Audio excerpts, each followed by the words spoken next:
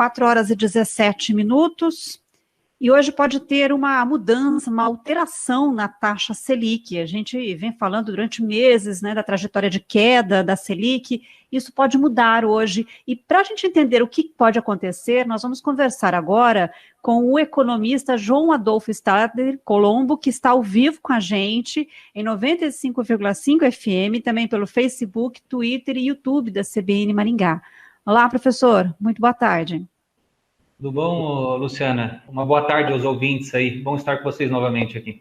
Quer dizer que tem decisão hoje sobre a taxa Selic? A taxa Selic pode mudar? O cupom vai se reunir, é isso? Na verdade, a segunda reunião que ocorre esse ano, depois ainda vamos ter mais 6 para frente, e essa vai ser um ponto de inversão. A gente sabe que o Banco Central, ele trabalha muito em linha, né? Ele não pode, de repente, tomar uma decisão de aumentar e, numa reunião seguinte, fazer um movimento abrupto, por exemplo, de diminuir. Então, ele costuma trabalhar primeiro numa forma ascendente, bem regular, depois, de repente, uma linear, e quando é para ir numa queda também, manter uma determinada constante, né? Porque, dessa forma, fica um pouco melhor as expectativas, um pouco mais alinhada o que o mercado espera de um banco central. Então, ele talvez venha de uma forma um pouco modesta, né? Ele não vai colocar um percentual que dê um solavanco de 1 ponto percentual, 1,5 ponto percentual. Ele vai fazer alguma coisa que deve ficar provavelmente em meio ponto, talvez 0,75.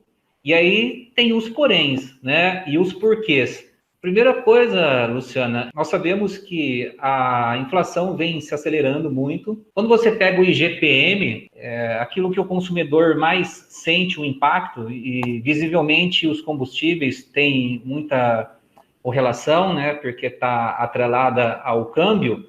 A gente vê uma taxa nos últimos 12 meses que bateu 30%. Isso aí lembra aqueles outros tempos de, pelo menos, início do Plano Real, ainda tentando conter o processo inflacionário que vinha da década de 80. Mas, assim, esquece um pouco esse IGPM, vamos pegar o IPCA de preços ao consumidor amplo, que é o oficial utilizado pelo Banco Central. Ela bateu 5,20%. Aí, quando você contrapõe com uma taxa Selic de 2%, está muito defasado, né? O Brasil, historicamente, sempre para se financiar, né, o governo, o Estado, ele foi um pagador de juro real até acima da média mundial. Então, se você tinha lá uma inflação de 10%, o Brasil pagava 14%, 14,25%.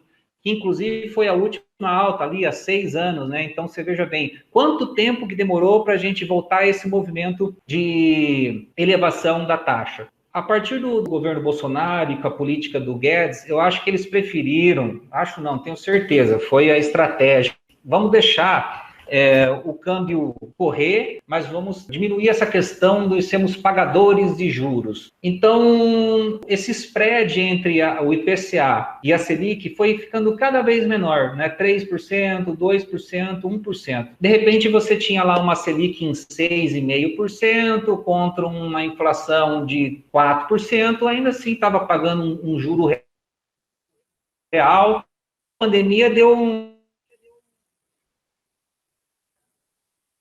a gente começou a pagar juros reais negativos. Mas tá bom, foi uma novidade, texto mundial, não é só o Brasil que adotou isso aí, eu acho que todas as nações, de certa forma, caíram nessa de juro real negativo, só que o que a gente tem visto é o impacto no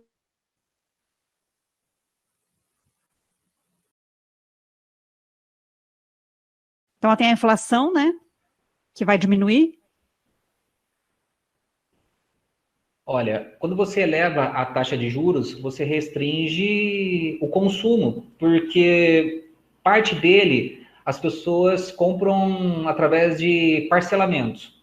Na verdade, se eu vou adquirir um carro, eu vou comprar um eletrodoméstico, tudo que é a prazo tem, de alguma forma, no cálculo do preço, o juro embutido. Então, ele dá uma freada nesse sentido. Agora, em contrapartida, você tem uma taxa de inflação menor, então vai corroer menos, como tem acontecido em relação ao poder de compra. Você vai fazer com que baixe a taxa de câmbio, o dólar vai diminuindo, e daí o impacto disso a gente vai ver o caminho inverso do que houve na gasolina.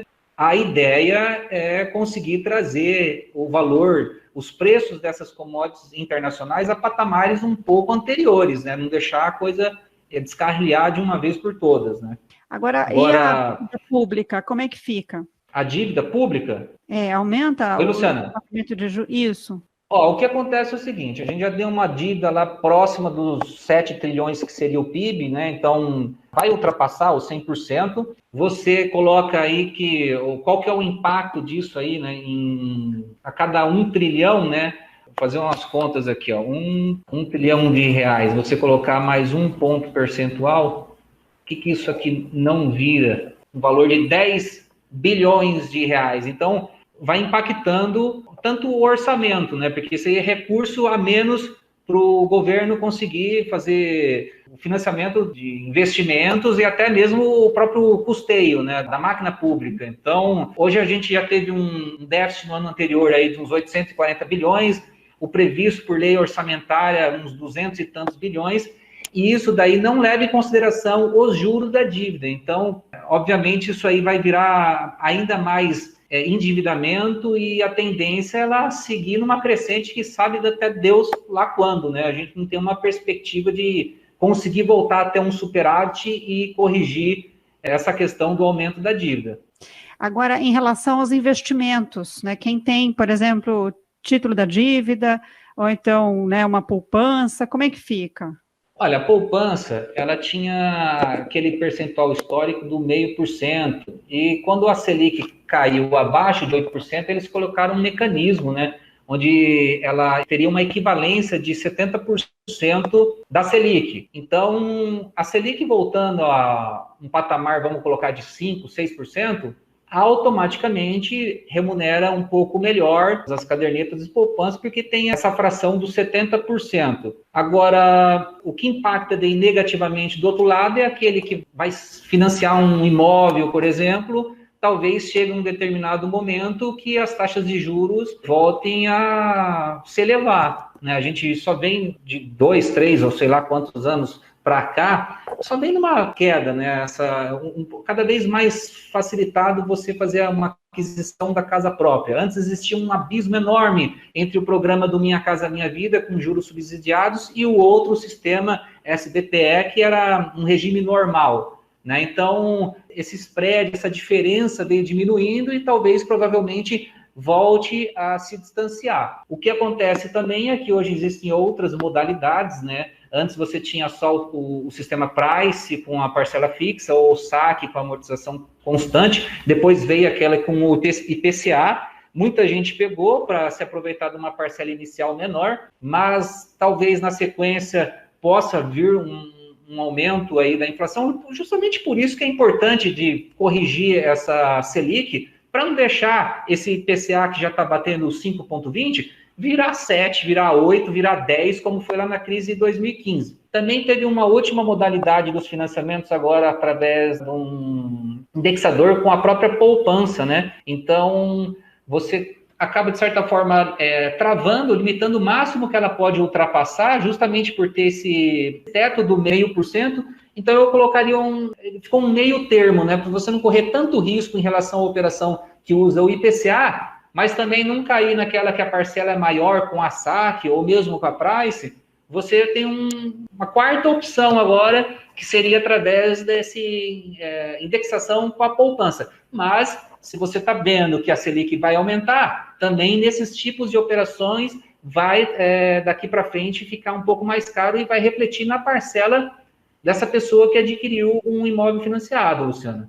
Tá certo. Agora, só para encerrar, professor, só para a gente entender, essa é uma decisão, né, se a Selic realmente for elevada, então hoje, é uma decisão técnica, né, é uma decisão técnica do Banco Central. Sim, quem define é o Copom, né? Eles pautam ali o que conseguem visualizar, né, das expectativas que tem em relação à economia. Demorou, na minha concepção, um pouco, porque você entra num ciclo vicioso, né?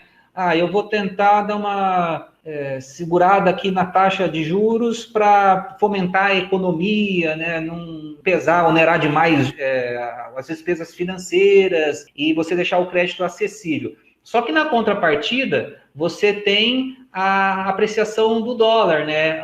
O câmbio se eleva e daí isso acaba trazendo inflação. E o que você precisa fazer para controlar a inflação? É justamente um dos mecanismos o aumento da taxa de juros. Então, não tem por que ficar agora por mais tempo retendo, pagando um juro real negativo, porque isso aí está desequilibrando. Então, não tem nem para onde correr. Eles têm que fazer isso. Agora, um ponto que, para finalizar aqui, a gente falou a respeito do que acontece com o Estado, o que acontece com o consumo e o que acontece com os financiamentos e os investimentos. A verdade é o seguinte, quando você pondera quanto que deve valer uma empresa no mercado de ações, você pega o patrimônio líquido e depois soma os resultados futuros, porém descontado a uma taxa, trazendo a valor presente. Quando você deixa a taxa baixa, você traz mais valor para hoje, né, que aconteceria no futuro, os resultados, e você eleva. Então, você viu a Bovespa numa crescente, quebrando recordes, mesmo no meio de uma pandemia mundial. E eu acho que no caminho inverso também vale, porque se você plotar num gráfico, você vê um gráfico de tesoura, né? Quando aumenta de um lado, diminui do outro e vice-versa. Então, acredito que tenda a prejudicar um pouco na questão dos valores das empresas na Bovespa por conta disso aí. Você prejudica o resultado hoje, aumentando as despesas financeiras, mas você também diminui a projeção futura trazida a valor presente dos lucros, né? Então, esse é um ponto relevante que eu acho que vai ser muito perceptível daqui em diante até o final do ano. Essa expectativa de que a Bovespa é o futuro, os investimentos, o mercado de capitais, vai ser um balde de água fria para muita gente. Eu posso estar totalmente errado, mas de tudo que a teoria prevê, é isso que eu tendo a esperar, a projetar. Tá certo, a conferir então. Muito obrigada pela entrevista, uma ótima tarde. Beleza, Luciana. Um abraço para todos. Tchau, tchau. Nós conversamos com o economista João Adolfo Stadler Colombo, aqui no CBN Maringá, segunda edição, sobre a taxa Selic, agora 4h32.